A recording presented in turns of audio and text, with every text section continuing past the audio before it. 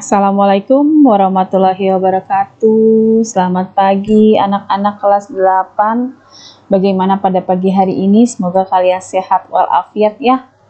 Bertemu lagi dengan Bu Linda pada materi kita IPS yaitu tentang B.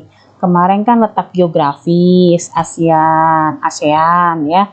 Sekarang yang B yaitu potensi sumber daya alam ASEAN. Terlebih dahulu Bu Linda besarin aja ya biar kelihatan dengan jelas. Oke. Nah, ini udah nih yang A nih, kondisi geografis. Bu Linda sudah pernah menjelaskan, membahas ya.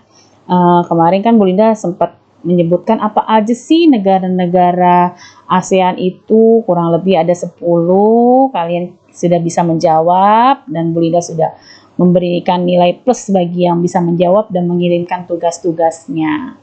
Nah, sekarang kita masuk ke B.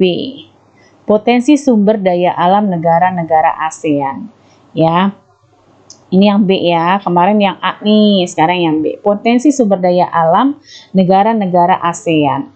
Negara ASEAN itu adalah negara suatu perkumpulan tentang perekonomian, perdagangan, ya, di mana saling tukar pengetahuan, tukar ketenaga kerjaan, tukar pendidikan, ya, maksudnya pendidikan itu siswanya, pertukaran siswa ataupun pertukaran tenaga kerja seperti itu. Nah, bukan itu aja, tapi ada juga tentang perlombaan Asia Games ya dan lain-lain. Nah, sekarang kita bahas yang B, potensi sumber daya alam negara-negara ASEAN. Di sini yang pertama adalah Brunei Darussalam.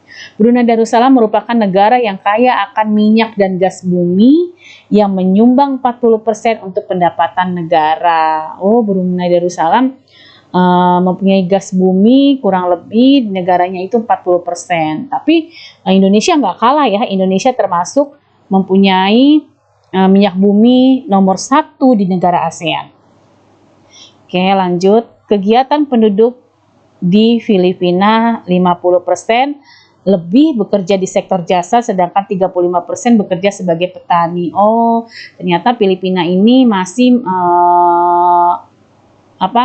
mata pencariannya adalah bersawah, bertani. Memang negara ASEAN ini mayoritas adalah mata pencariannya adalah bertani, agraris ya, termasuk Indonesia. Tapi hanya satu negara yang tidak lagi hanya dominan terhadap bertani, yaitu Singapura. Singapura itu cenderung dengan mata pencariannya adalah industri. Yang lainnya masih bertani dan masih agraris termasuk Indonesia. Oke, lanjut. Perekonomian Indonesia didukung oleh komoditas ekspor migas dan non-migas.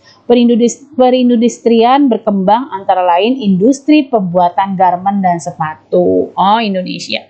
Indonesia ini mata pencariannya adalah masih agraris, tetapi alhamdulillah sudah mengalami kemajuan baik itu industri garmen, sepatu, ekspor migas dan non-migas.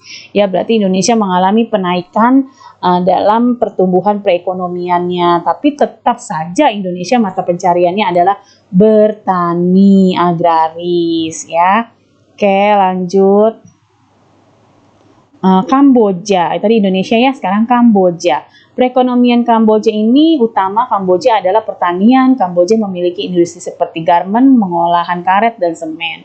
Sama, Kamboja juga terfokus pada pertanian ya dan merambah ke industri garmen, pengolahan karet dan semen.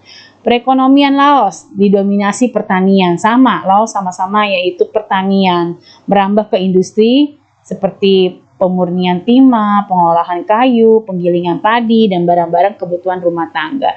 Tapi tetap saja Laos tertuju pada mata pencarian bertani atau pertanian. Ya, nah ya.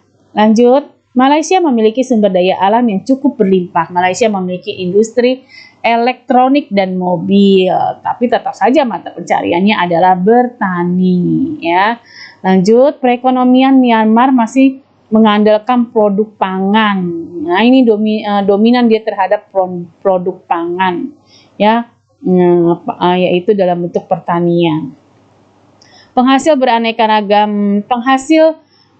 beraneka macam barang seperti hasil penyulingan, minyak, tekstil, baja, elektronik, pakaian jadi, dan percetakan. Ya, Singapura ini memang negara maju di ASEAN ya. Dan dia bukan hanya bertani, malahan dia sekarang sudah merambah ke industri, berbagai macam industri. Nih, yang sudah mengalih pada penyulingan minyak, tekstil baja, elektronik, pakaian jadi dan percetakan, industri makanan, ya, industri mebel dan lain-lain. Karena Singapura ini termasuk negara maju di ASEAN. Mudah-mudahan Indonesia juga menyusul Singapura ya. Lanjut, Thailand. Selain hasil pertanian, beberapa industri lain dikembangkan adalah industri elektronika, otomotif, dan tekstil. Tapi tetap aja Thailand mata pencariannya adalah bertani. Vietnam. Salah satu sumber pendapatan terbesar Vietnam adalah beras. Industri yang berkembang yaitu semen, tekstil, makanan, kimia, kertas, dan pupuk. Tetap saja mata pencarian Vietnam ini mayoritas adalah bertani, ya, bersawah, hasilnya beras dan lain-lain. Oke, nah yang ketiga sumber daya manusia negara-negara ASEAN.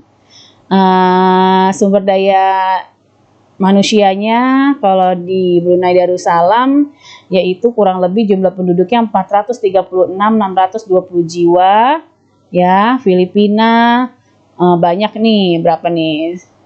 102.624 209 jiwa. Oke, Indonesia juga termasuk jumlah penduduk yang padat 200.058.316 jiwa. Ya, Kamboja, Laos, Malaysia, Myanmar dengan jumlah penduduknya. Singapura, Thailand, Vietnam. Ya, itu aja dulu ya materi kita hari ini. Yang ketiga adalah sumber manusianya, yang keempat adalah yang ke B-nya adalah potensi sumber daya alam negara-negara ASEAN. Oke, terima kasih. Ibu akhiri wabillahi taufiq wa hidayah. Assalamualaikum warahmatullahi wabarakatuh.